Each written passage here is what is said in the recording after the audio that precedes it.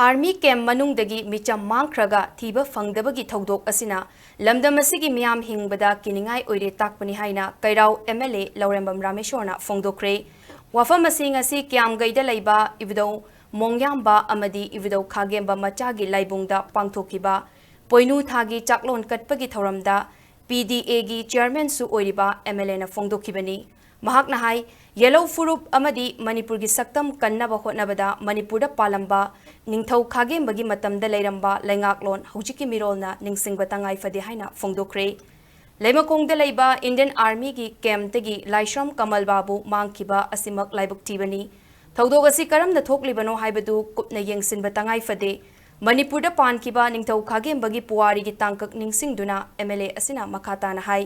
yellow furup amadi Manipur gi saktam kannaba hotnabada ningthau khagemba matamda leiramba laingaklon hujiki mirolna ningsingba tangai fade lamdam sigi miyam amatta oina punsinaduna yeknaba khudingmak thengnaminabagi matam oire Manipur gi maru oiba laifam len singi manungda kairau AC gi manungda matik mayai chenba laifam len kaya leiri madugi manungda waithau chingda leiba funal ningthau telheibagi laifam len ni haiki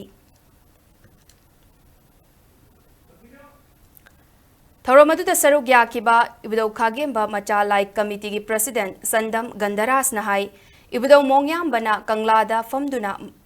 Manipur gi ningthau oina chahi kuntra manga pankiba amadi ibudau khagemba na chahi yankai manga ningthau oina pankiba matamda oiramba Manipur gi matik mayai adu amuk hanna hanjinnanaba hotnaba matam oire Manipur gi puwari da chauba fida kalamba ningthau ani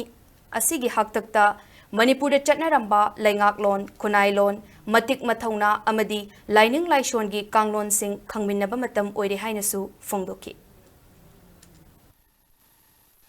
Khagem maning thogi matam da leiramba magi military session lenganglon khagem na chalamba niti niam do hojing masam semgalaga amtang ngak mathau tai hojing mai thamjaga do hojing akoina tawa pawda anak anak pa akoi singa da dum koki khulai ba mayam ko selaga naksal ko gi pawda dum mayamna paw dum taraga leidana ko yamna safade hingbada kaino ha kanda koktukta mawu masikiba adagi moirangda sebari ama adu moirang bajamang tokhiba dana koi si yamna sebo jon oidaba kana moida maitai femse yam luiye adana koi lengang loi ama sing praja sing se so sing pulaga amtang yam manaba wakhlo matam macho macho ta dabe tar asida puna sangjaminaba matam dum boye saka asina uthokta binga sidi koi saka asida nomu nomagi praja sing na sawa hengala puja koi thengne du nungaite adu koi kanna onaba chimi sati hona birangone koi su delhi da takpa taksel han makta da koi onaba speaker ibani bel santos sing koi BJP organization den secretary da chalaga Manipur issue matang da yam thuna loisanbinaba koi ai samak chalaga wari sarba lera duga tung koina chappa yaba dugumba yam sinaba hana gi dumaina santi hanjalanaba honari habisima koi saiti ngamjaba khada adu khak ai thamjage